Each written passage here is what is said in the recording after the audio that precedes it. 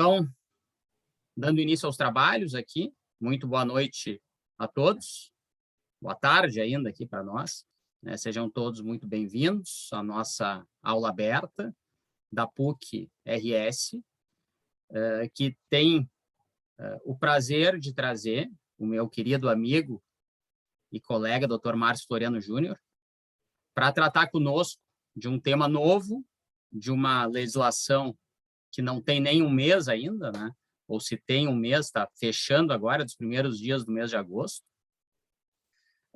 e que nos traz muitas dúvidas e algumas novas oportunidades para quem trabalha com o futebol e para quem pretende advogar no futebol, ou seja, pro desporto em si, para o direito desportivo, né? Então, eu convidei o Dr. Márcio para nos apresentar a lei. A ideia aqui é a gente traçar alguns panoramas gerais das possíveis inovações que nós temos, já debatendo à luz da experiência do nosso palestrante aqui, que conhece por dentro o Grêmio Futebol Porto-Alegrense, conhece, então, a gestão também, não só o direito desportivo, e tem capacidade de trazer um pouco daquilo que é abstrato na legislação para o mundo real, né? E aí temos também a honra de ter conosco o doutor Mário Celso Petralha e o doutor Renato Eli, que também tem essa experiência de direito desportivo, né? E que vão poder colaborar também aqui com esse nosso bate-papo. A ideia, como a gente costuma fazer nessas aulas abertas de direito desportivo, é ter uma aula descontraída, é ter um ambiente aqui para troca de ideias, para ponderações, para questionamentos, né? Então, eu proponho que façamos dessa forma.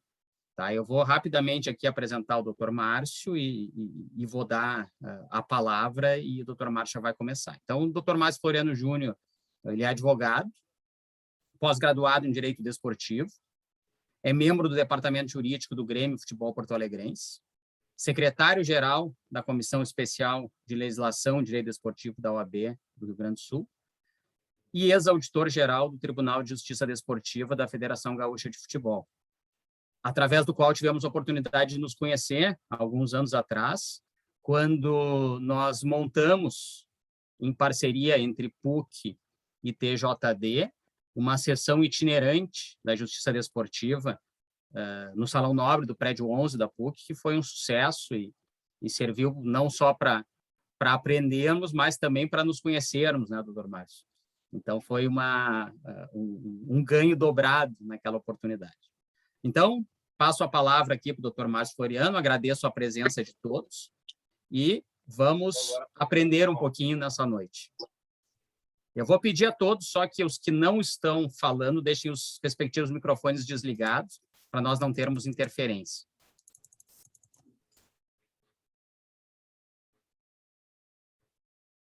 Tá bem. Professor João Vicente, muito obrigado pelo convite mais uma vez. Preciso manifestar aqui perante a todos que é uma grande satisfação estar com a turma de Direito Esportivo da Pontifícia Universidade Católica do Rio Grande do Sul. Eu que tenho um carinho especial por essa instituição, fiz a minha graduação na PUC, pós-graduação, especialização também na PUC. Então, 15 anos depois de ter colado grau na Escola de Direito da PUC, eu estou retornando para conversar, para trocar experiências, inquietações com os alunos da PUC e mais o pessoal que nos prestigia na tarde de hoje, já que se trata de uma aula aberta. É um grande prazer, uma grande satisfação. Eu agradeço mais uma vez pelo honroso convite. De fato, nos conhecemos naquela sessão itinerante do TJD, Tribunal de Justiça Desportiva do Rio Grande do Sul, do futebol de campo. Foi uma experiência muito bacana. Espero que o professor João Vicente, agora também na condição de auditor do nosso TJD, tenha a oportunidade de levar para a PUC mais uma experiência como aquela, que tenha outra sessão de julgamento, não só de comissão disciplinar, como também do pleno, para que os alunos de direito esportivo tenham esse contato mais próximo com a justiça desportiva, com o processo disciplinar, que é bem importante. Eu costumo dizer que me faltou talento para ser jogador de futebol, e olha que eu tentei. Então, eu procuro me manter sempre conectado com essa paixão nacional, que é o futebol, através do direito desportivo e também da gestão desportiva. Eu, desde sempre, fui muito ligado ao Grêmio, né, por conta da minha família, meu pai, minha avó, enfim. E com 29 anos de idade, eu tive a honra, o privilégio de me tornar conselheiro do Grêmio, né? Desde 2013, então, eu já estou no segundo mandato, eu estou conselheiro do clube. E advogado por formação, como eu referi, desde 2016, graduado em Direito, exercendo a advocacia. Eu sempre tive contato com direito esportivo, sempre procurei fazer cursos, participar de congressos, seminários. E em 2017, como o professor referiu, fui convidado para integrar o Tribunal de Justiça Desportiva da Federação Gaúcha de Futebol como auditor de uma comissão disciplinar, que é o órgão que faz a instrução do processo, né? O primeiro grau de jurisdição da Justiça Desportiva, dá para se dizer assim, né? Depois de mais de 2 anos julgando infrações disciplinares, junto com os meus colegas em terceira comissão disciplinar, eu tive a oportunidade de integrar o departamento jurídico do Grêmio, né, liderado pelo querido amigo e grande advogado, dirigente, professor Rain. Eu sigo no departamento jurídico do Grêmio, né, contribuindo com o clube ao lado de competentes advogados internos, né, que fazem o dia a dia, a operação do clube, e outros advogados abnegados, né, como o Dr. Leonardo Lamacchia, para citar um, que é o presidente da nossa Comissão Estadual de Legislação e Direito Esportivo da OAB, no Rio Grande do Sul. Nessa breve apresentação, né, professor, eu toquei em 2 temas que presumo que certamente tu abordas com os teus alunos na disciplina de Direito Esportivo, né, na Escola de Direito da PUC, que é a Justiça Desportiva, né, que trata das questões disciplinares, das infrações disciplinares no desporto, né, e também sobre o ingresso no mercado de trabalho dentro do direito desportivo. Eu atualmente milito no direito esportivo, tenho uma atuação na justiça desportiva e também na justiça do trabalho, em decorrência de relações de emprego mal finalizadas, vamos dizer assim, e também na Câmara Nacional de Resolução de Disputas, que é um órgão arbitral da CBF, né, que cuida dos litígios do futebol. Enfim, esse tema certamente renderia uma outra conversa com seus alunos, né, professor, de que forma, né, os recém-egressos das faculdades podem ingressar no mercado do direito esportivo, que atualmente realmente é muito concorrido. Mas nós estamos aqui hoje para falar um pouco sobre a Sociedade Anônima do Futebol. Eu preparei uma breve apresentação, bem objetiva, só com tópicos realmente, para que a gente tenha um roteiro a seguir, um norte a falar sobre os principais aspectos dessa legislação, como o professor referiu, não tem nenhum mês de vigência, né?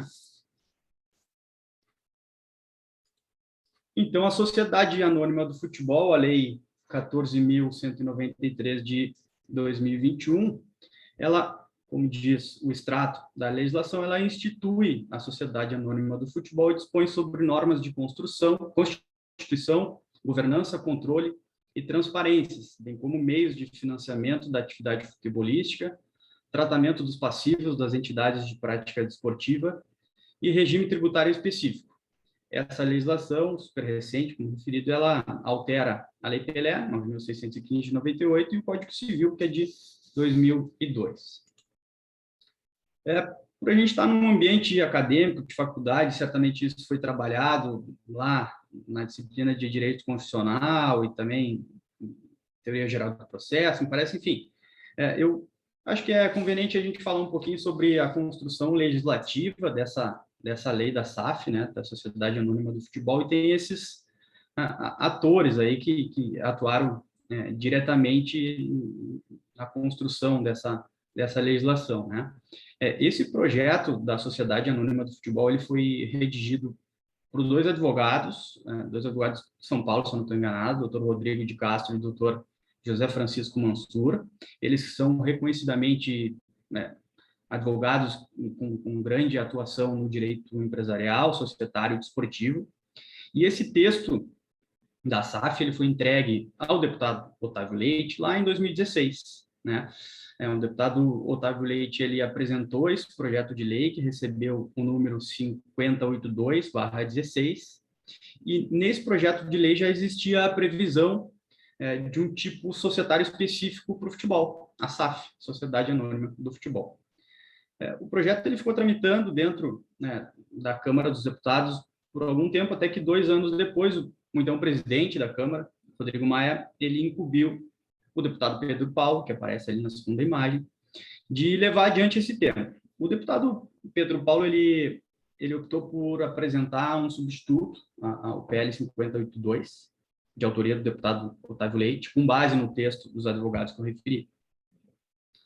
E nesse substitutivo do deputado Pedro Paulo, é importante destacar que previa a obrigatoriedade de adesão dos clubes associativos a qualquer tipo societário do Código Civil. Então, tem 2 pontos aí, né?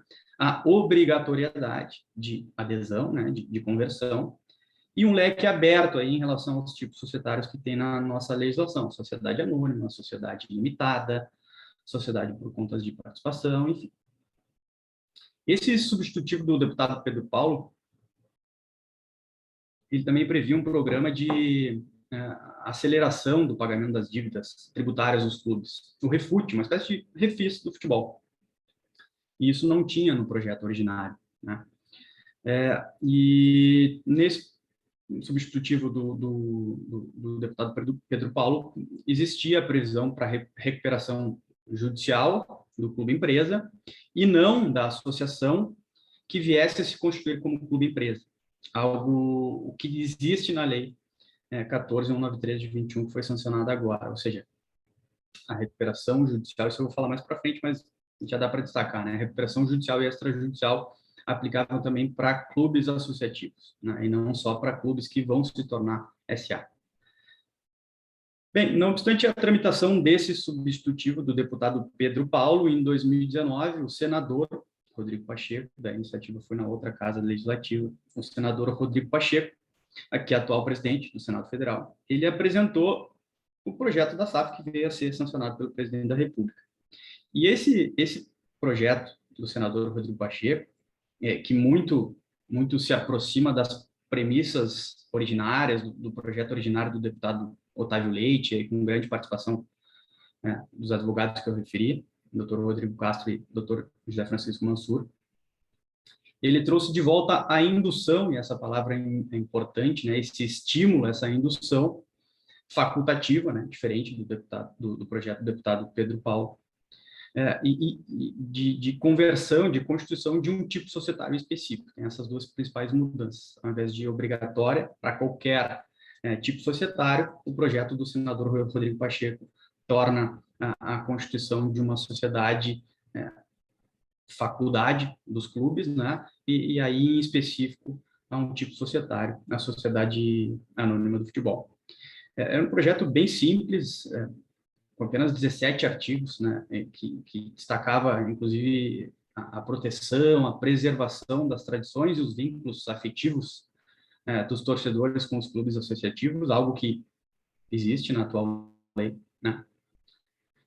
E de forma a garantir que o clube associativo mantivesse, né, as suas tradições, nome, cor, símbolo, uniforme, sede.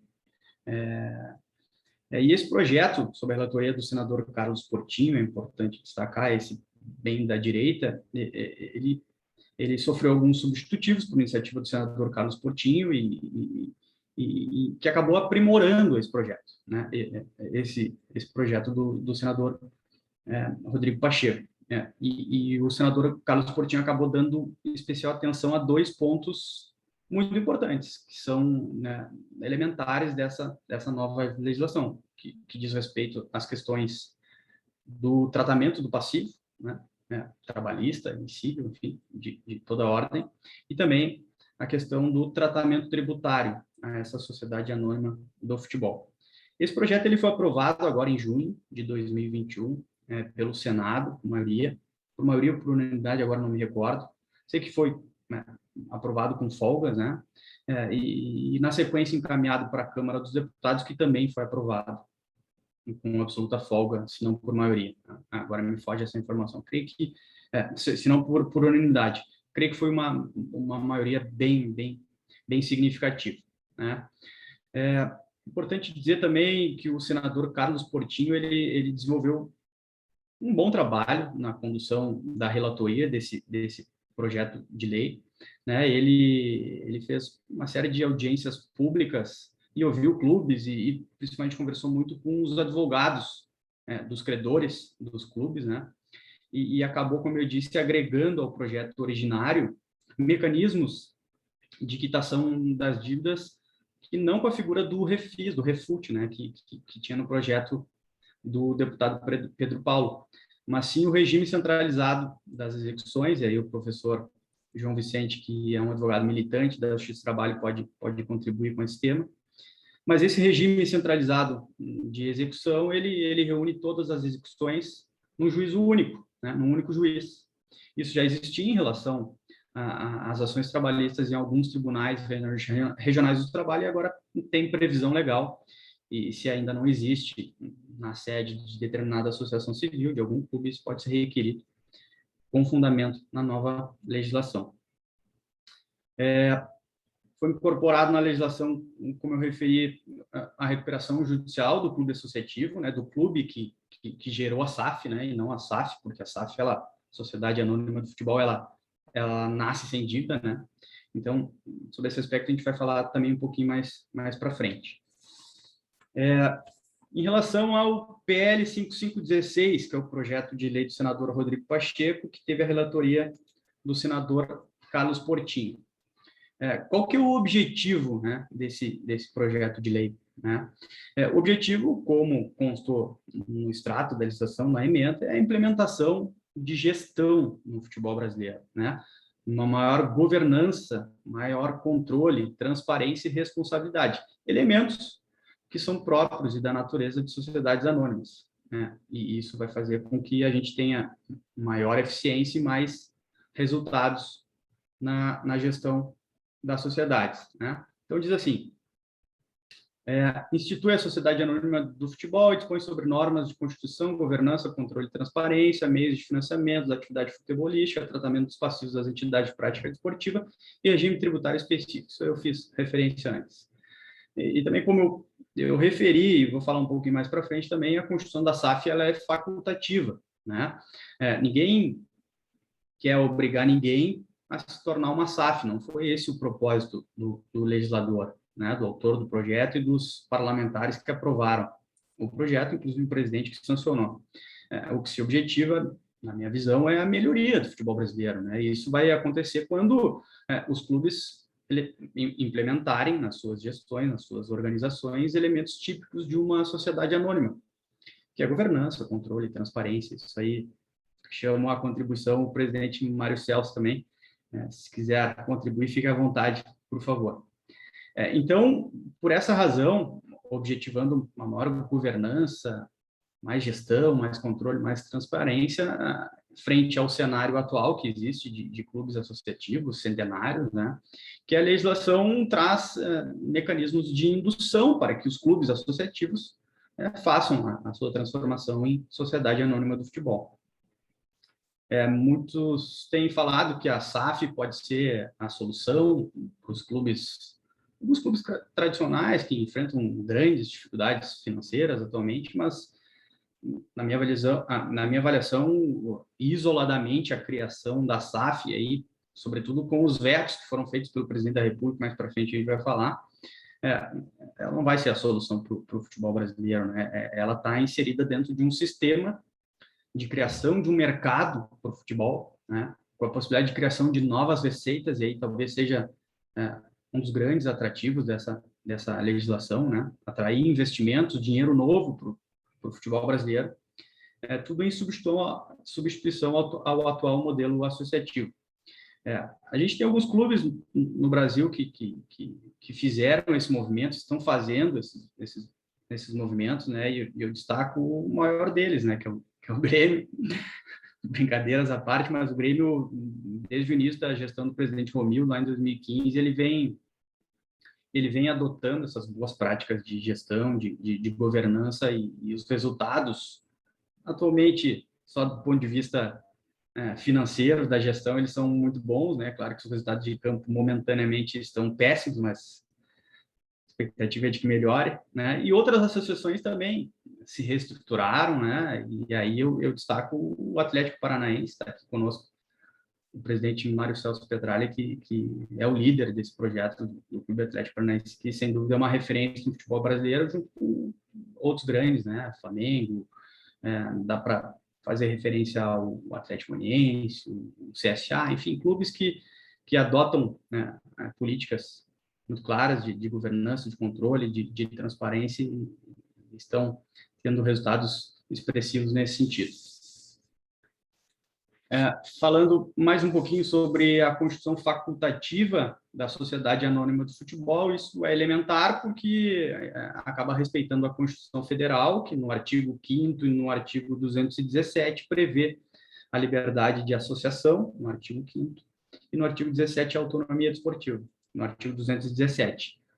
Então, tá lá, é dever do Estado fomentar práticas desportivas formais e não formais, com o direito de cada um observados no inciso primeiro, a autonomia das entidades desportivas, dirigentes e associações, quanto à sua organização e funcionamento. Não pode tornar obrigatória a constituição da SAF, senão estaria se violando esses 2 artigos da Constituição Federal, né? O projeto do deputado Pedro Paulo, como eu referi, ele previa a obrigatoriedade da constituição da sociedade empresária para os clubes associativos. Isso que acabou sendo alterado no projeto do senador Rodrigo Pacheco, que acabou sendo sancionado. Uma peculiaridade importante da nova lei também é que essa lei 14.193 de 21, ela institui a Sociedade Anônima do Futebol, né? Exclusivamente para o futebol. O próprio nome já diz, SAF, Sociedade Anônima do Futebol. E está lá no artigo 1º da lei. Constitui Sociedade Anônima do Futebol, a companhia cuja atividade principal consiste na prática do futebol, feminino e masculino, em competição nacional, sujeita às regras específicas dessa lei da SAF, e subsidiariamente as disposições da Lei 6.404, que é a Lei das SAs do Brasil, também a Lei 9.615 de 98, que é a Lei Pelé, né? Essa redação do artigo 1º da Lei da SAF, ela afasta a aplicação dessa lei para outras modalidades esportivas, bem como para entidades de administração do desporto, como federações, a própria CBF, que é a Confederação Brasileira de Futebol, ligas, enfim. Muito se falou na tramitação desse projeto que poderia ser estendido às entidades de administração do desporto. Tá?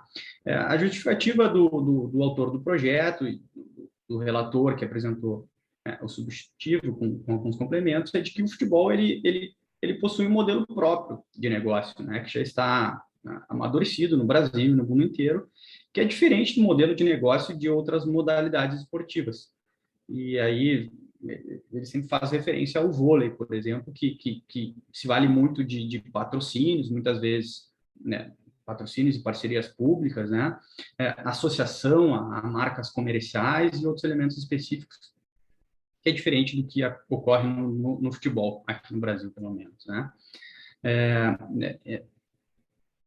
E segundo os legisladores, se ampliasse para outras modalidades esportivas e para a entidade de administração do desporto, se perderia um pouco o foco no futebol, que é a modalidade que realmente teve o interesse do legislador.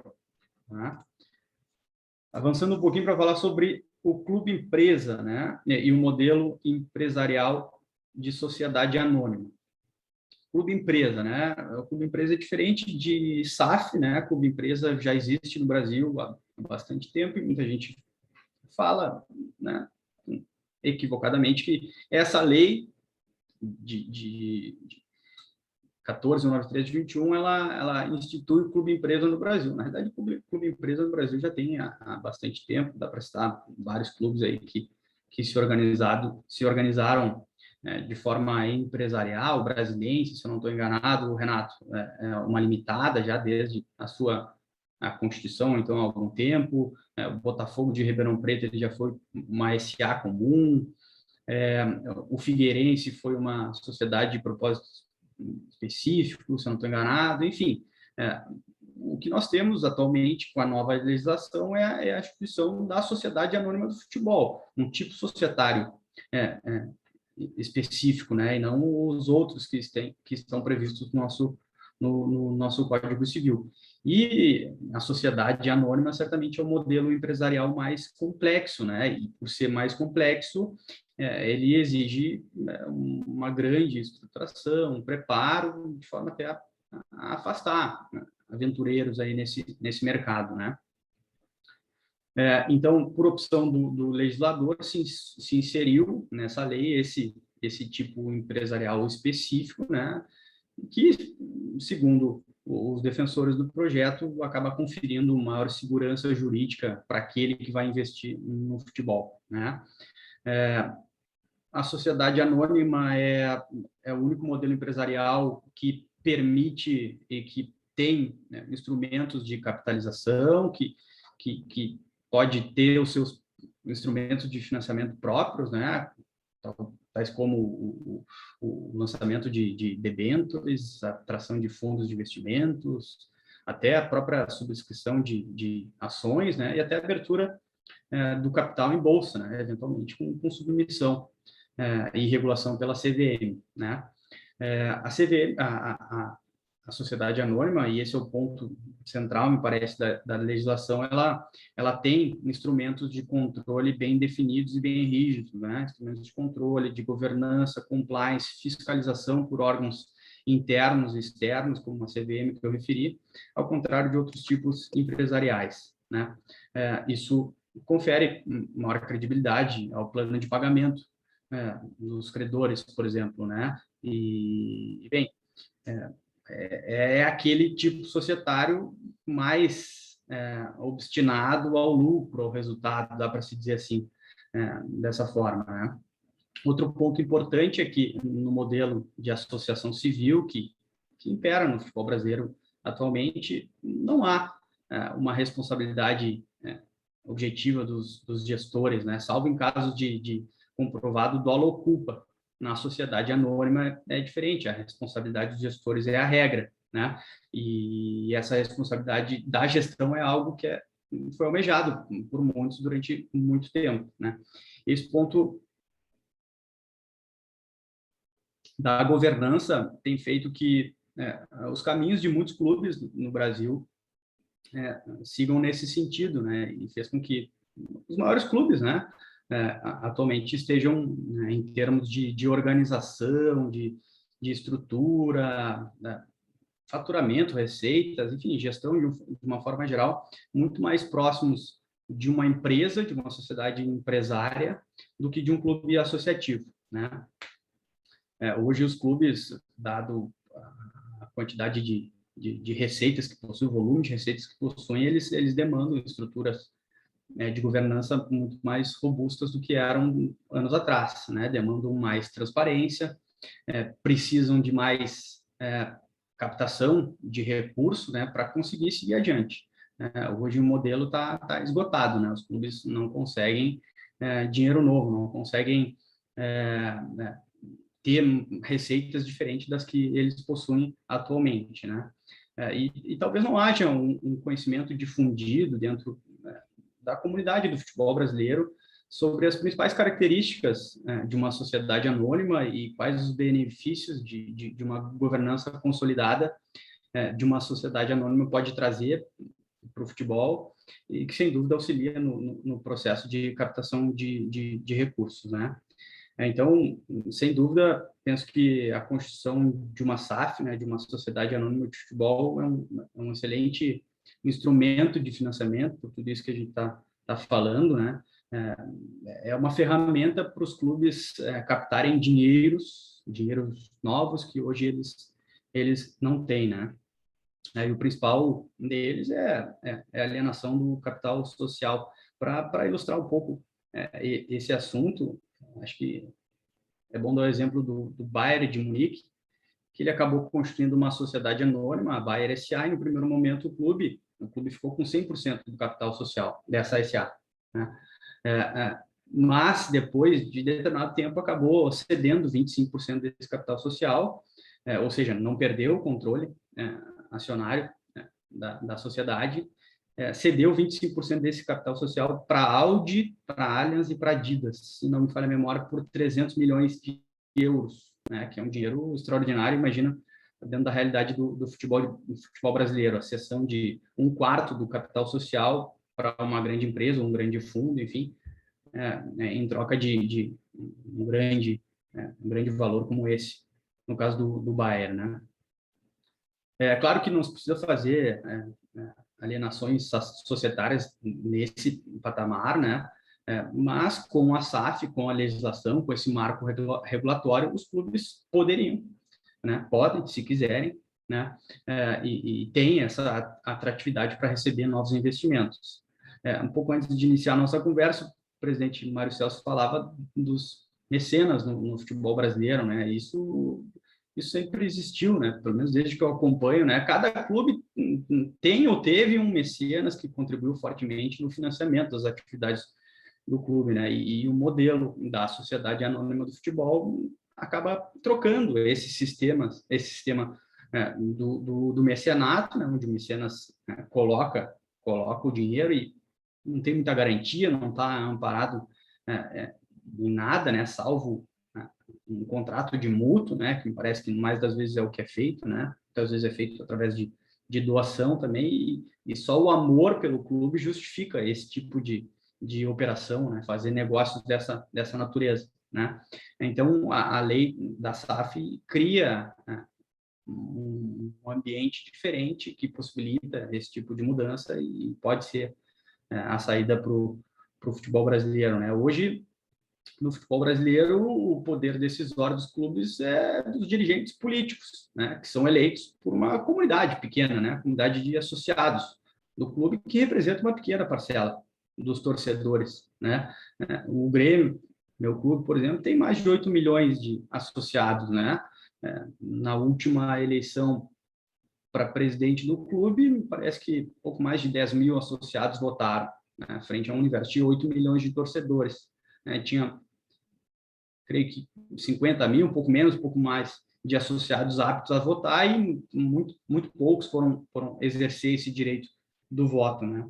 E essa questão política, essa atuação política dos dirigentes tem impacto direto na governança do clube, né? A gente sabe, né, que sempre foi assim e agora que está iniciando uma mudança lenta, mas a escolha dos dirigentes dos clubes sempre se deu por critérios políticos, ou seja, eu, presidente eleito, vou nomear para diretor de futebol, que é a principal pasta do clube, alguém que pertença a um grupo político que me ajudou na minha eleição para presidente do Grêmio, que tenha uma representatividade política importante dentro do Conselho Deliberativo, essa cadeira vai ser destinada, né, para esse grupo político, para aquela pessoa indicada por esse grupo político. Da mesma forma que acontece na política tradicional, né? O presidente da República acaba destinando um ministério de relevância para um partido que contribuiu ativamente para a sua campanha, que tem boa representatividade dentro do Congresso Nacional, e aí vai se formando também o segundo escalão, né? Um grupo menor, um grupo político menor, que tem menos conselheiros dentro do Conselho Deliberativo, vai acabar recebendo um outro departamento de menor importância em relação ao futebol, né? Então, esse tipo de nomeação para esses cargos importantes dentro do clube, ele foge completamente dos critérios de governança, que são, né, meritocracia, conhecimento técnico, aptidão de perfil, dentre outros, né? E outro ponto importante é que essa instabilidade do meio político, essa divisão ou alternância de poder, né, às vezes acontece desentendimentos, então logo ocorre a eleição de uma coligação, enfim, presidente e vice acabam brigando pouco tempo depois de estarem juntos e serem eleitos, né? E isso traz, por consequência, né, o descrédito, a desconfiança da instituição perante o mercado, né? E aí se tem dificuldades claras, né, na tomada de dinheiro, por exemplo, no banco, né? O banco vai emprestar um dinheiro mais caro, né? Já que avalia que é tudo muito incerto, muito imprevisível. Daqui a 1, 2 ou 3 anos a gestão vai mudar completamente, né? Os gestores serão outros e os conceitos e práticas dessa gestão serão outros, né? Então, quando a gente fala em governança, né, me parece que foi um acerto do legislador ao eleger esse modelo empresarial de sociedade anônima, porque esse tipo societário, indiscutivelmente, é o melhor do ponto de vista da governança, né? A associação civil, ela é regulada por 9 artigos do Código Civil, do artigo 53 ao 61, enquanto que a sociedade anônima tem uma lei específica, tem mais de 200 artigos, é uma lei internacionalmente reconhecida como uma boa lei de SA. Então, não há dúvida que os instrumentos de controle são muito mais eficazes numa sociedade anônima do que numa associação civil como é atualmente. Professor João Vicente, como é que estamos indo aí? Tá claro? Alguma contribuição? Estamos indo muito bem, doutor Márcio.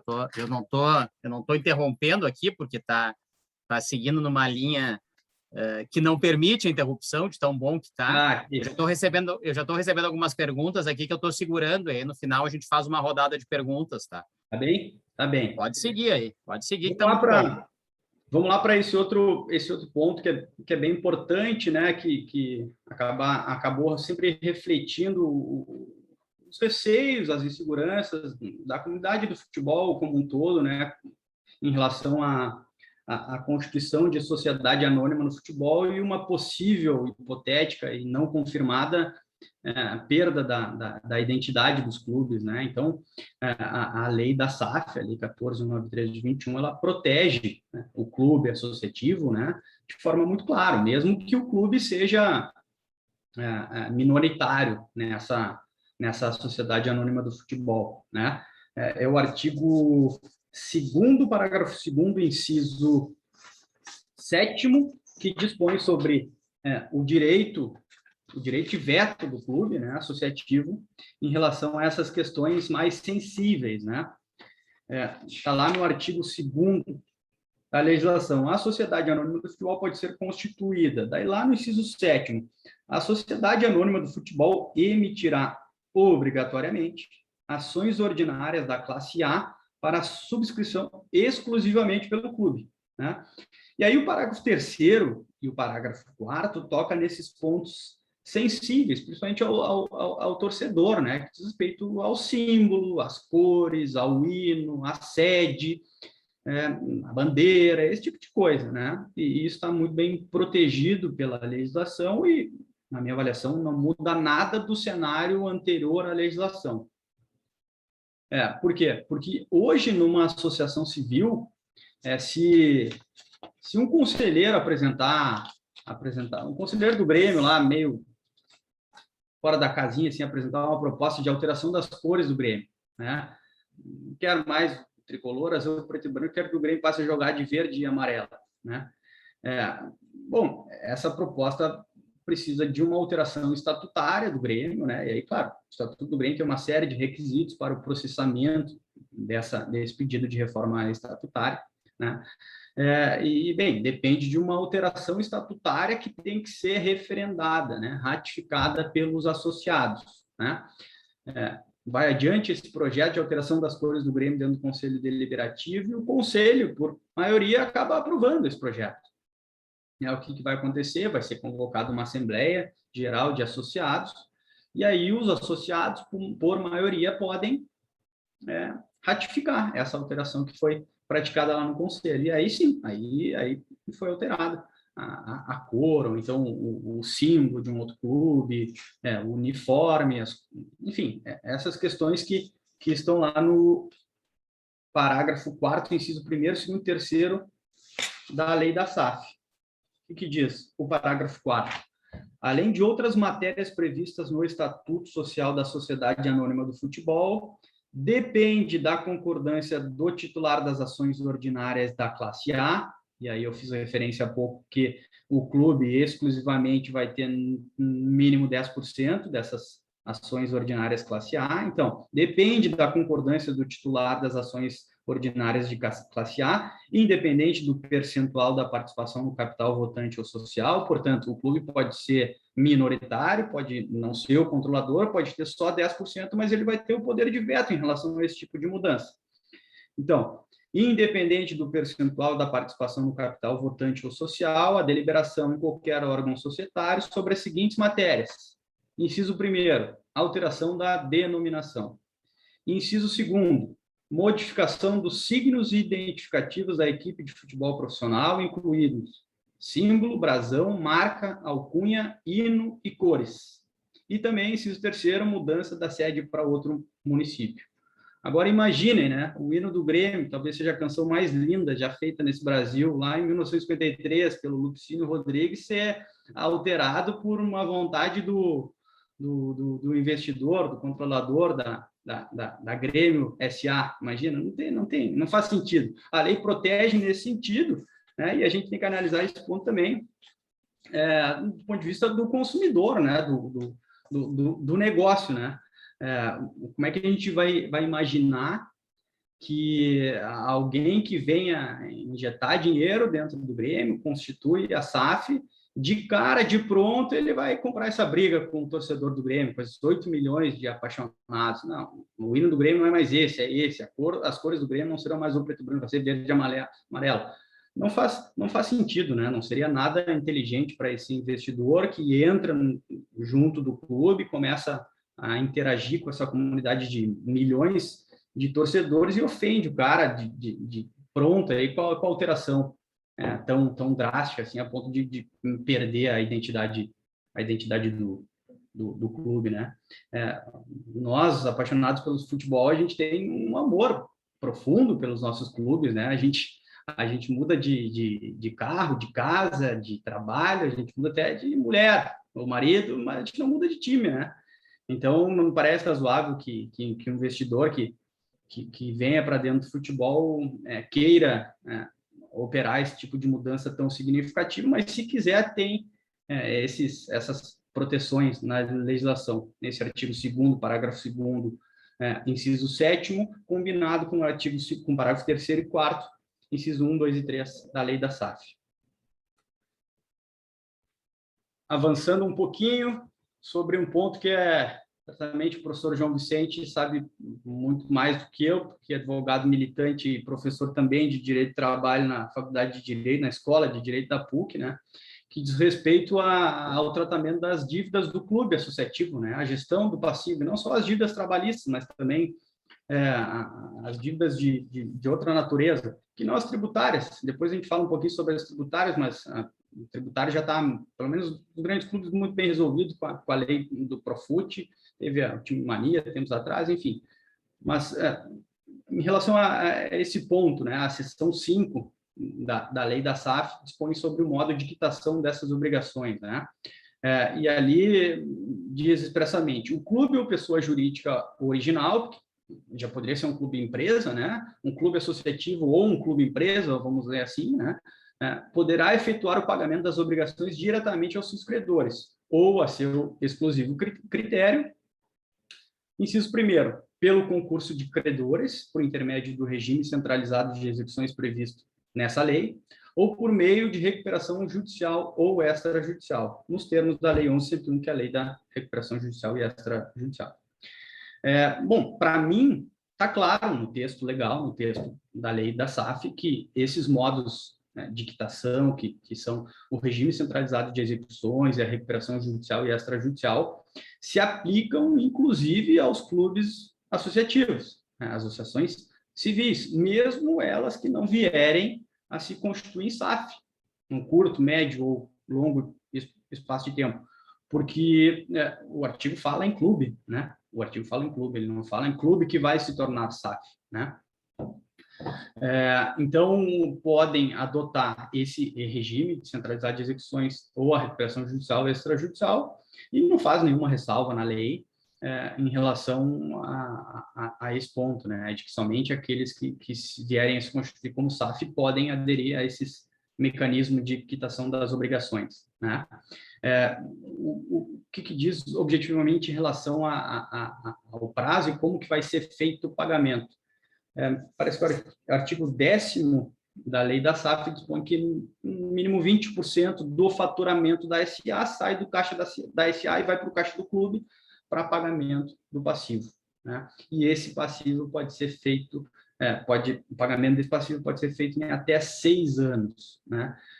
E se ao final desses 6 anos o clube tiver pago 60% do seu passivo, ele pode prorrogar por mais 4 anos. Então, o prazo para pagamento, né, do passivo pelos clubes associativos pode ser até 10 anos, diferentemente do ato trabalhista, né, professor João Vicente, que é um prazo menor, né? E até mais para frente a gente pode fazer referência às 2 primeiras decisões que foram proferidas com base na lei da SAF, que acabou beneficiando a Portuguesa, isso questão de 10 dias atrás, que aplicou a lei da SAF nessa questão do prazo para pagamento, e antes de ontem, na quarta-feira, teve uma decisão que favoreceu o Vasco da Gama, no sentido de suspender uma execução forçada e conferir um prazo de 60 dias para o Vasco apresentar um plano de pagamento do seu passivo, e ao final desses 60 dias, quando apresentado esse plano,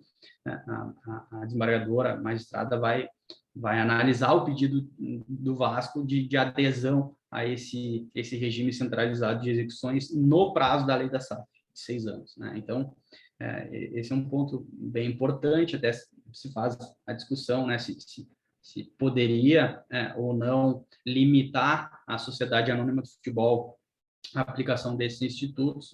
Na minha avaliação, me parece que não poderia limitar, porque talvez tivesse, inclusive, um questionamento sobre a constitucionalidade dessa vedação aos clubes associativos, né? A adesão a esse tratamento da dívida, essa gestão do passivo que prevê a lei da SAF. Em relação à recuperação judicial, da mesma forma, né? Não só em relação ao regime centralizado das execuções, e sobre esse ponto, né?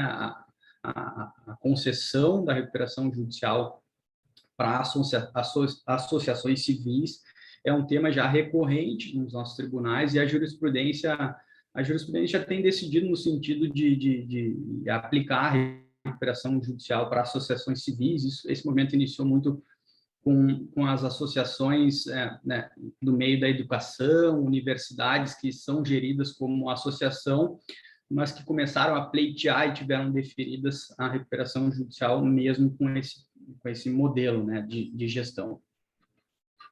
Professor, algum comentário sobre o regime centralizado das execuções, a experiência dos nossos tribunais? Nesse caso específico da Portuguesa, é do TRT2, lá de São Paulo.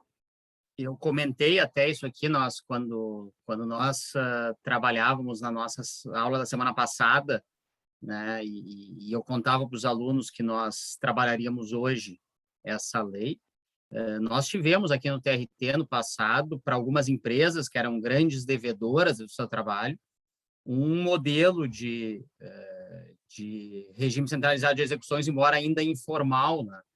E me parece ser algo, sim, bastante interessante para resolver esse tipo de passivo.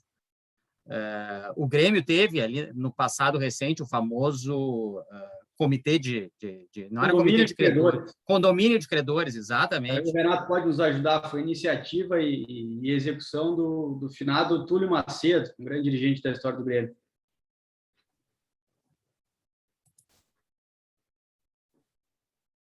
Sim, isso aí, ou seja, era, mas muito na linha seguinte: senta aqui o credor, é o seguinte, devo, não nego, vou pagar do jeito que eu puder. Ou seja, é uma prática não incomum no meio empresarial. O cara está quebrado, chama quem está devendo, só, olha, tu quer receber? Vamos discutir a forma disso. Perfeito. Desculpa, professor, acabei lhe interrompendo. O senhor falar sobre o condomínio de credores do Grêmio. O Grêmio instituiu esse condomínio de credores, parece que lá em 2005, né? Tão logo voltou para a elite do futebol brasileiro, o Grêmio realmente estava numa situação de insolvência, né? E aí foi constituído esse condomínio de credores, e o Grêmio conseguiu cumprir as suas obrigações. Mas, enfim, nós temos o o ato trabalhista que agora veio para dentro da lei, né? Esse regime centralizado. Me parece que a grande vantagem é que antes nós ficávamos muito à mercê tanto da concordância do credor quanto de um certo arbítrio do juiz, né? E hoje nós temos regras claras que permitem que isso passe a ser um direito desses clubes para fins de recuperação. Perfeito, perfeito. E nesse sentido, não sem razão, a Portuguesa teve deferido o seu pleito e até o desembargador que deferiu a postulação da Portuguesa além de desembargador, de magistrado, é um doutrinador, o Sérgio Pinto Martins, né, professor João Vicente, autor de inúmeros livros de direito material e processual do trabalho. Então, sem dúvida alguma, uma figura jurídica muito respeitada no nosso meio, que acabou deferindo esse pedido da Portuguesa, mas que acabou se beneficiando só de parte da lei, né? E aí a gente pode até depois fazer uma reflexão do que vai acontecer se os clubes simplesmente optarem pelo alargamento do prazo para pagamento das suas dívidas e não operarem uma reestruturação profunda, não implementar políticas de governança, de controles, de boa gestão, né? Que uma coisa não pode estar dissociada da outra, senão daqui a pouco tempo, por mais prazo que se dê para pagar, não vai ter novas receitas, dinheiro novo, e os clubes vão ter as mesmas dificuldades financeiras que sempre tiveram, né? Podemos avançar, professor? Podemos, mas vamos mais um pouquinho nessa reta final e dar uma acelerada para a gente ter tempo para debater. Certo.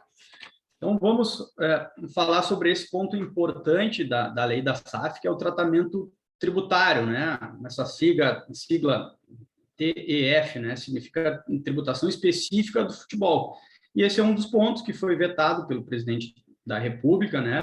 Os alunos professores de João Vicente sabem que, uma vez aprovado no Congresso Nacional, a lei é submetida ao presidente da República, que pode sancionar com ou sem vetos, né? Então, o presidente da República, nesse ponto específico, ele vetou o texto do PL 5516, projeto de lei, né? Que essa parte dispõe sobre um ponto elementar da legislação, que é uma tributação diferenciada para a sociedade anônima do futebol, né? Então, está ali, artigo 31. A sociedade anônima do futebol, regularmente constituída nos termos dessa lei, fica sujeita ao regime de tributação específica do futebol. É a parte importante. Nos 5 primeiros anos, calendário da Constituição da SAF, ela ficará sujeita ao pagamento mensal unificado dos tributos referidos no parágrafo 1º do artigo 31 dessa lei, a alíquota de 5% das receitas mensais recebidas, né? E aí, nesses 5 primeiros anos, com a alíquota de 5%, não incidem na base de cálculo as receitas decorrentes da cessão do direito federativo dos atletas profissionais, né? O que se chama de direito econômico hoje no futebol, que é uma construção mercadológica, que é uma grande fonte de receita dos grandes clubes do Brasil, né? Até se faz uma grande crítica, né, nos conselhos deliberativos aos gestores que acabam prevendo como uma receita ordinária recorrente dos clubes, essa que é uma receita extraordinária. Não se sabe se vai conseguir vender um atleta que tem grande potencial no valor estimado quando se faz um orçamento no ano calendário anterior, daquele orçamento que vai ser executado, né? Então, voltando ao ponto, né, nos primeiros 5 anos incidiria uma alíquota de 5%, né? Fora os direitos econômicos estão fora dessa base de cálculo. A partir do 6º ano do calendário, a alíquota passa a ser 4%, mas daí os direitos econômicos, né, os direitos, as receitas decorrentes da cessão dos direitos dos atletas acabam incidindo nessa base de cálculo. Se for pensar que um clube fatura aí 80, 100, mais de 100 milhões com venda de atletas, né? Venda do, entre aspas, passe, né? Esse é outro ponto que o professor João Vicente deve abordar, né, com seus alunos, né? A extinção do passe lá em 98, com a edição da Lei Pelé, mas muita gente ainda fala em passe no futebol, né? Enfim, né, o clube arrecada muito com essas cláusulas indenizatórias desportivas, que é o valor que o clube recebe para ceder o direito federativo, né, que é o único e divisível no seu atleta, o direito de federar, né, de registrar na federação. Enfim, o que foi vetado, então, pelo presidente da República é esse regime aí de tributação específica no futebol, que me parece um erro do presidente, aí já me antecipando a parte final que eu ia falar sobre os vetos e a provável, eu diria, derrubada dos vetos, né? O senador Carlos Portinho, ele sempre se manifesta de forma muito, muito clara e contundente, até ele participou de um evento da OAB, da Comissão de Direito Esportivo, que a gente fez dias atrás, ele sempre diz que, quase que garante a todos que os vetos serão derrubados, né, na sessão conjunta da Câmara dos Deputados com o Senado, que deve ocorrer na semana que vem, né. O governo justificou esse veto porque o texto implicaria numa renúncia fiscal, né, invocando, inclusive, a lei de responsabilidade fiscal. Mas parece que é um equívoco. Por quê? Porque hoje o governo federal ele recebe zero desses tributos, né? A Associação Civil... pesquisa gerou... Perdão. A Associação Civil não recolhe nada de imposto de renda, de COFINS, de contribuição sobre o lucro, por exemplo, né? E então, se os clubes constituíssem uma sociedade anônima, se os clubes criassem uma SAF, antes do atual marco relatório, né? E aí o Renato, o presidente Mário Celso, certamente sabe melhor do que eu, né? A carga tributária seria altíssima, né? E dependendo da receita, poderia chegar a 34%, né? Em alguns casos, com uma receita menor, 15%, né? Então, o presidente acabou vetando sobre esse fundamento da renúncia fiscal, mas, na realidade, o que causa a renúncia fiscal, na minha avaliação, é o próprio veto do presidente, né? Se tu não recebe nada e com a nova lei tu vai passar a receber 5 nos primeiros anos e depois 4 nos anos seguintes, tu está renunciando à receita com esse veto, né? Daí o ponto principal, né? E aí, do ponto de vista da reflexão, do pensamento, do espírito da lei, é que o legislador criou esse tratamento tributário diferenciado exatamente para estimular que os clubes, né, hoje organizados na forma de associação civil, eles passem a ser tocados na forma de uma sociedade anônima do futebol, né? Então, a expectativa do senador Carlos Portinho é de que haja a derrubada desses vetos e aí, entre aspas, passe essa questão da tributação, 5% nos primeiros 5 anos, e a partir do 6º ano calendário, 4%, que é incidindo também sobre os direitos econômicos, né, sobre as receitas decorrentes da cessão dos atletas.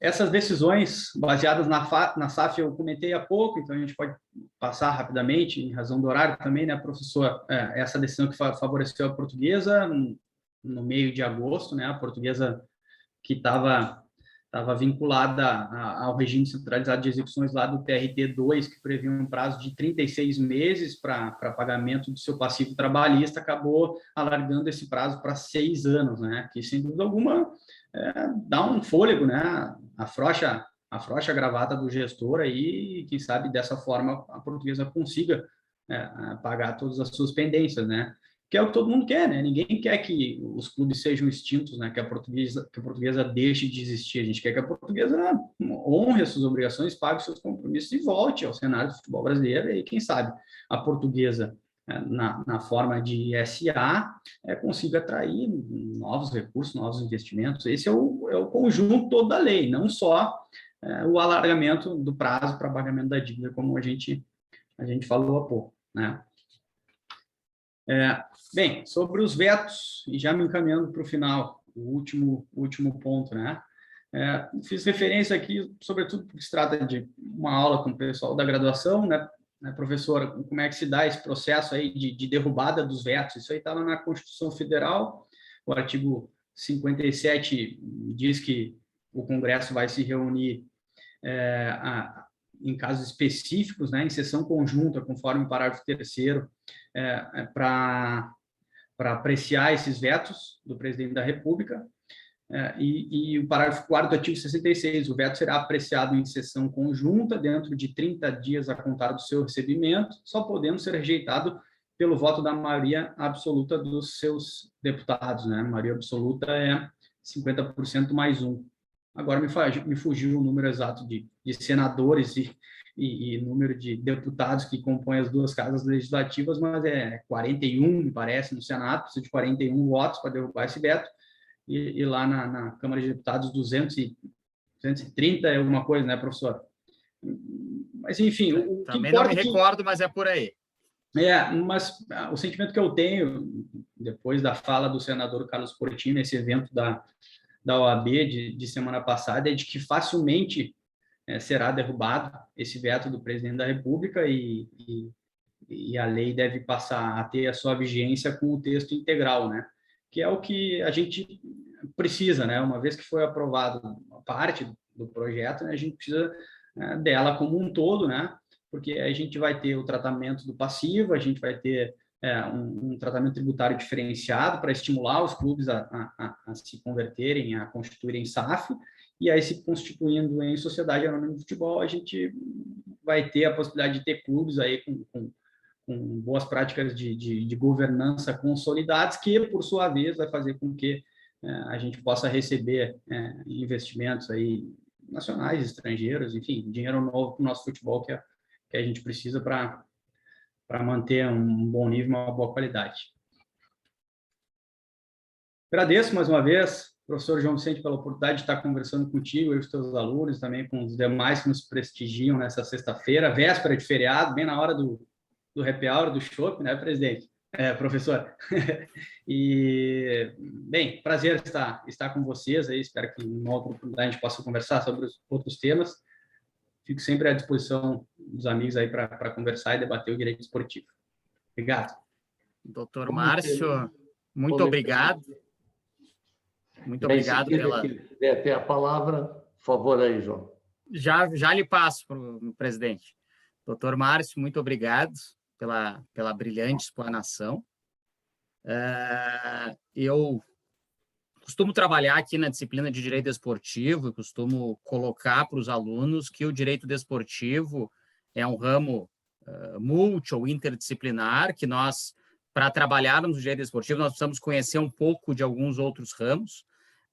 E em razão disso, em razão da minha experiência profissional, na disciplina, a gente dá um passeio pelo Direito Desportivo, mas acabamos focando basicamente em dois vetores. Um deles é o direito desportivo disciplinar e outro é o direito desportivo trabalhista.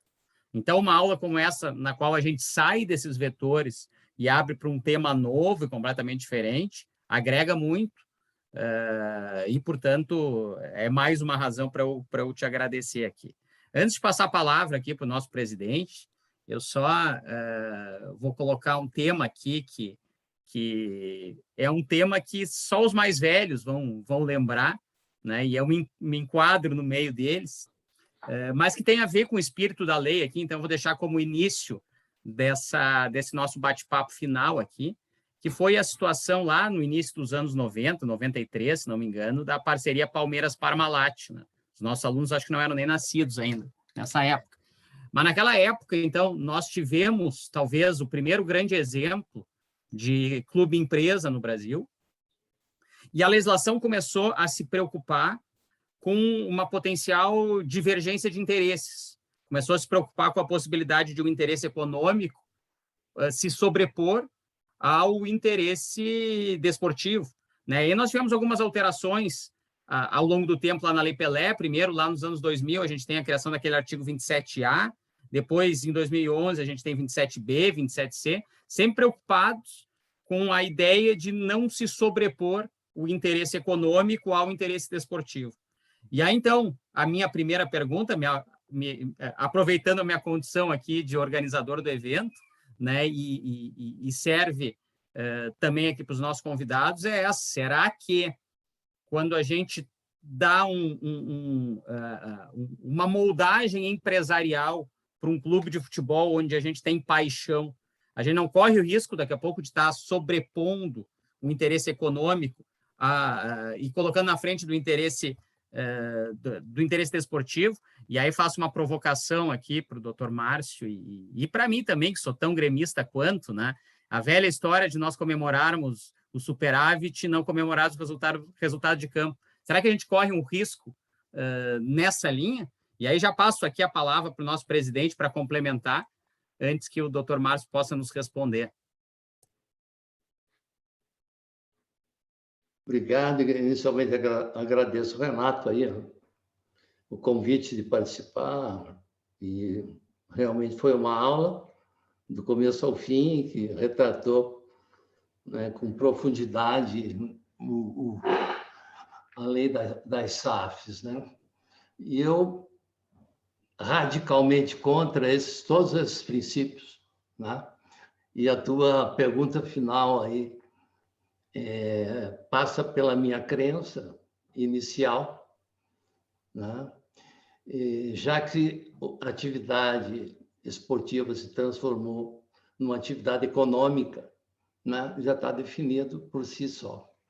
Então, essa questão de preservação do romantismo, preservação da paixão, né? Que nós, brasileiros, somos apaixonados muito mais pela vitória do que pela nossa instituição, né? Vimos aí os torcedores do Grêmio, assim como de todos os outros clubes, quando não vai bem em campo, o amor some, né? No Brasil é um problema seríssimo. Então, como eu estou trabalhando há muito tempo no futebol, como eu vivi a era Parmalat, como eu briguei pelo direito da renda do mandante. A renda era dividida. Então, como esse romantismo, como foi usado o esporte no Brasil politicamente, como o torcedor entende que é dono do seu clube sem nada contribuir, entende? Então, esse conflito filosófico, para mim, que sou um empreendedor nato, que fiz tudo que eu fiz na minha vida foi empreender e realizar, né? Vejo a lei Manquitola, entende? Já começa pelo princípio da não obrigatoriedade. Se você tem uma atividade econômica única, você não pode ser regido por duas leis, né? O mercado tem que ser regido por uma lei única. Então, os princípios, eu até proponho, para não me alongar, um outro dia, um outro debate, para nós tratarmos dos pontos específicos e os conflitos filosóficos da lei, entende? Porque a tributação, né? Brigamos muito pela isonomia. Como é que um Flamengo vai continuar não sendo tributado? Daí o clube, a Lei Pelé, que tributou, como foi dito aí, né? E não vingou. Depois nós tivemos o Profut, que a Dilma vetou. Ou seja, o Brasil realmente é um país romântico, em todos os sentidos, e no futebol infinitamente mais. Então, nós vamos ficar vendendo os nossos artistas para sobreviver, entende? Porque as reformas na atividade econômica do futebol, do desporto, né? do mais, né, usado e visto no mundo, que é o futebol, nós não o usamos como atividade econômica.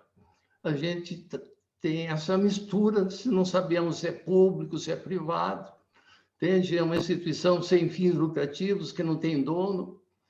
Entende? Então, esses momentos que vocês citaram, que eu convivi quando o Grêmio resolveu construir a sua arena, né, da forma que construiu.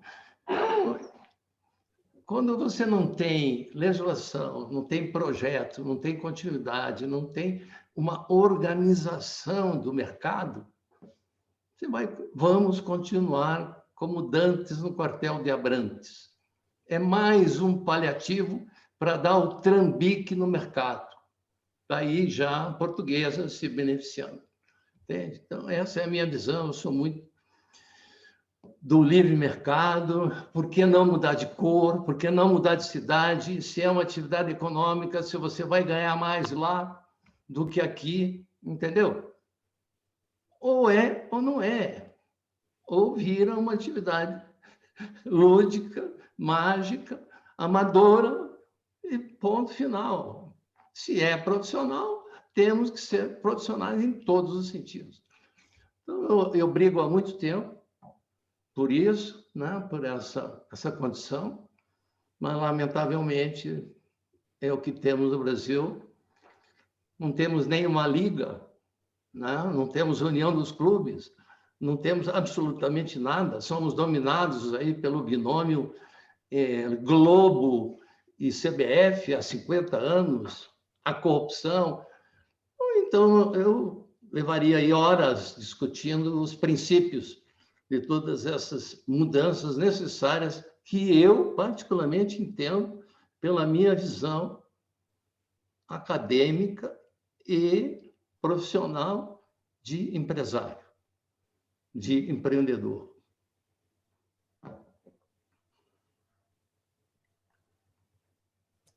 Muito obrigado, doutor Mário. Doutor Márcio.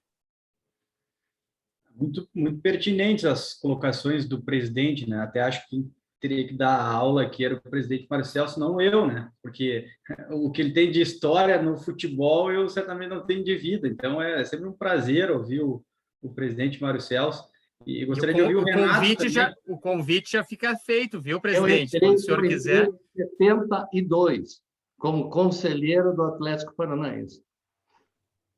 Olha aí, é uma história que tem que ser muito ouvida sempre, né, professor João Vicente? Sempre que a gente tiver essa oportunidade, esse privilégio, né? E graças ao Renato, que é meu querido amigo lá, que estudamos juntos no curso de gestão lá do Grêmio, o presidente Mário Celso está conosco aí. Mas são muito pertinentes as reflexões do presidente Mário Celso, sobretudo em relação à cultura do futebol brasileiro, né? Enquanto a gente não mudar essa cultura, essa mentalidade, as coisas devem seguir como estão, né? Então, esse é o grande desafio, né? A mudança da cultura e também, principalmente pelos dirigentes, né? Que têm o poder e não querem perder esse poder.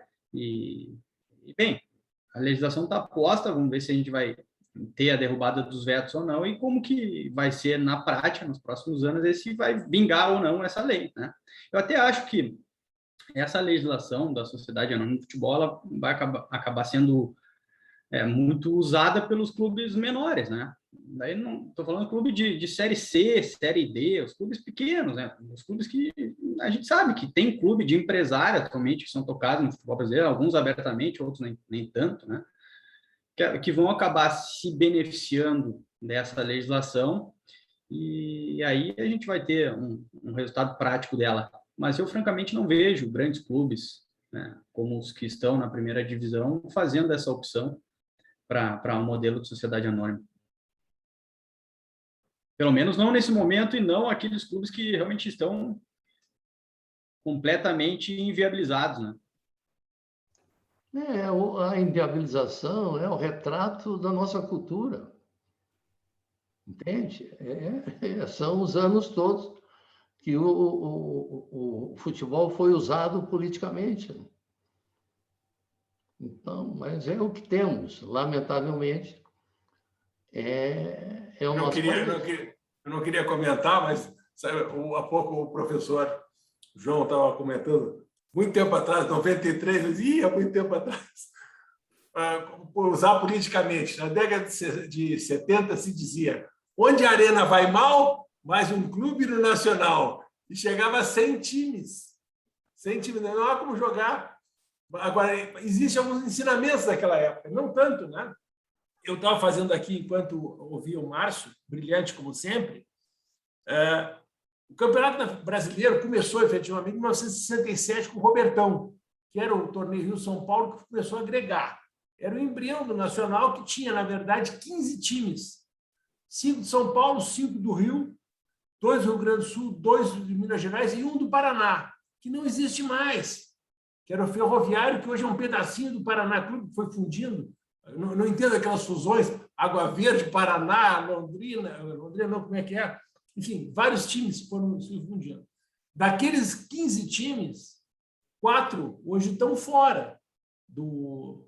Olha, 40% dos 15, 6 não estão na Série A atual. Então, até em 50 e poucos anos, manter 60 times é até razoável. E acho que, em termos de Brasil, o que aconteceu, se pegar a Série A e Série B, olha só, eu tinha 5 estados em 67. Esquece aquele período dos 90 times.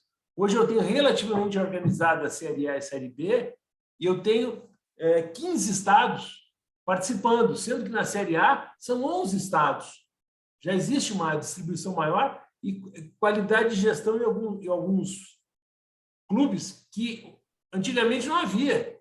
Pô, não conheço o modelo do Cuiabá, mas está aí jogando para se manter num estado que é rico. Parece que até gremista lá o presidente, e está botando dinheiro, está fazendo um time que hoje está na frente do Grêmio no Brasileirão. Então, o momento que o Brasil vive, em termos assim de distribuição da riqueza futebolística, é maior. Me assusta. Hoje, um colega nosso, o Adalberto Aquino, botou num grupo de gremistas que a gente tem, o Márcio participa, a classificação das torcidas. Flamengo, 42 milhões de torcedor. E o Flamengo é um clube que é de um estado que tem 17 milhões de habitantes. Então, o Flamengo tem quase 3 vezes torcida em relação ao estado do Rio de Janeiro como um todo. O Grêmio, que é do estado que tem 12 milhões, Rio Grande do Sul, nem isso, tem 8,5. Agora, tem times tradicionais, tipo Botafogo, etc., que não aparecem. E Cruzeiro de Minas, que tem os mesmos, está até na frente do Grêmio, 10 milhões, essa tendência é só cair. Então, entra muito Márcio, mais companheiros aí, entra muito na manutenção do espírito de competição. O Grêmio, para mim, em termos jurídicos, o Grêmio é o clube que fez a maior burrada jurídica em todos os tempos no Brasil. Por quê? Isso aconteceu no ano 2000. Estava mudando, o Grêmio tinha uma oferta de 50 milhões de libras pelo Ronaldinho, que era um sucesso, o Ronaldinho, jogador de seleção de base. 50 milhões de libras. Preço não hoje, vendemos nossos craques, né, Renato? Pois é. 350 milhões de reais a preço de hoje, que valia mais que o Estádio Olímpico na época. O que o Grêmio fez? O Grêmio botou um funcionário público aposentado para estudar lei. Quando, na verdade, tinha que pegar o melhor escritório de advocacia para saber o que tinha que fazer com aquilo. O resultado vocês conhecem. Saiu de zero. Então, a minha preocupação, até nesse ambiente aqui, é mais com o Grêmio saber o seguinte: é bom para o Grêmio ser a MSA ou vai continuar do jeito que está? Renato, eu posso responder pela minha visão. A gente não pode ir muito atrás do futebol. O futebol se transformou dos anos 90 para cá com a criação da Liga Inglesa, do problema havido na Europa, com a reforma toda do futebol europeu. Nós temos aí 30 anos de futebol profissional. E o Brasil realmente ficamos para trás. Ou a gente embarca naquilo que existe no mundo, 43 milhões ou 40 milhões de torcedores do Flamengo não significam absolutamente nada, porque ele não faz dinheiro com isso. Entende? O mundo mudou. Eu estive em 97 no Manchester United, eles mandavam 1 milhão de catálogos para a Ásia com seus produtos. Hoje tem o 5G, hoje tem o mundo interagindo com o futebol. Não existe mais torcedor, existe consumidor. Entendeu? Ou é um negócio, ou fica olhando para o rabo, para trás daquilo que fomos, né, no passado. E o Grêmio tem um problema? A minha visão é de mercado, de livre mercado, é de transformar a atividade. Nós temos 0,7% do PIB no futebol brasileiro. Isso é um absurdo. Deveríamos ter 3 vezes. Mas estamos nas mãos de corruptos, de incompetentes, de pessoas românticas. Entendeu? Eu tenho o maior respeito pelo presidente do Grêmio, mas ele é contra a sociedade anônima, ele é contra qualquer mudança de visão moderna. Eu respeito a visão dele. Entende? Ele eu nem sabia. A SA, a lei do mandante, entende? Então, São coisas que a gente tem que avançar, mas eu não conheço. Muito complexa e para mim, que transformei um clube, né, de bairro, né, num dos maiores clubes da América, né, e que seremos, independentemente dessa lei esdrúxula que foi vetada. Por que foi vetada? Porque o presidente ficou preocupado porque existem clubes, sociedades anônimas, hoje, baseado na Lei Pelé, entende, que pagam os tributos de 34% sobre os seus lucros. Então, haveria realmente uma renúncia fiscal. Entende? Então, não podemos pegar só a ponta do iceberg, como se no Brasil fossem 20, 40 clubes. Nós temos 800 clubes registrados na CBF. Entende? Então, a visão do futebol tem que ser vista como uma atividade econômica, como qualquer outra, e ser legislada da forma como deve ser, de forma única e que atenda à atividade como um todo. Daí o seu Flamengo não quis, então daí não pode ser obrigatório, daí é fulano que interfere, ciclano e tal, e é o que temos no Brasil. Estamos aí vivendo, em outros segmentos políticos, as dificuldades que estamos vivendo. Imagina o futebol, que é conduzido por pessoas sem nenhuma especialização, sem nenhuma capacidade, sem nenhum conhecimento, sem absolutamente nenhum estudo. Entende? É ruim para mim falar mal dos meus pares, mas participar de uma reunião de presidentes é triste, porque não estudam, não se informam, não vão buscar informações. Eu estudo futebol desde 97 e o meu modelo foi o Manchester United, que não era o maior clube de Manchester e se transformou na potência que se transformou. Mas é o que temos no Brasil, lamentavelmente. E nós fizemos nesses 20 e poucos anos, né, contra o sistema, brigando com a Globo, brigando com a CBF, brigando com a arbitragem, brigando com as federações, brigando com o mundo. E mesmo assim fizemos. É possível? É. E vamos abrir o capital e vamos ter condições de investirmos só no futebol, porque nós não temos passivo. É zero o nosso passivo. Espetáculo. Falasse há pouco, só mais um comentário. Ou foi colocado aqui, eu não conheço detalhes, do alongamento da dívida da Portuguesa de Esportes. Quem passa na Marginal tem o campo dela ali, o Canidé. Vou te afirmar, cara, a Portuguesa só mudou a data de atestado de óbito. Não vai resolver nada. Até porque eu aprendi com o Mário o seguinte... E por que sobreviver a Portuguesa, Renato? Para que serve a Portuguesa? O saneamento do mercado, por si só, ele se estabelece.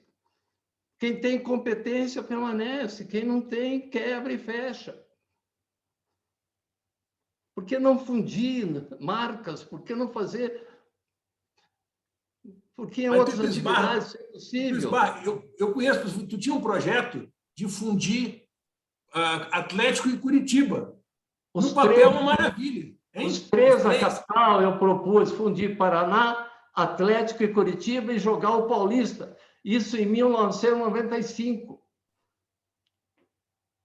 Imagina se eu vou propor fundir Gremista e Colorado. Agora, todo mundo aqui é verde. Agora, meu amigo, duraria 15 dias. 15 dias.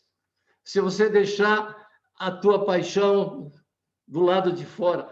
Eu odeio esse termo paixão, porque paixão é de altíssima intensidade e pouca duração. Nós temos que ter amor pelo nosso clube e não rasgar a carteirinha ou querer surrar o presidente quando perde uma partida.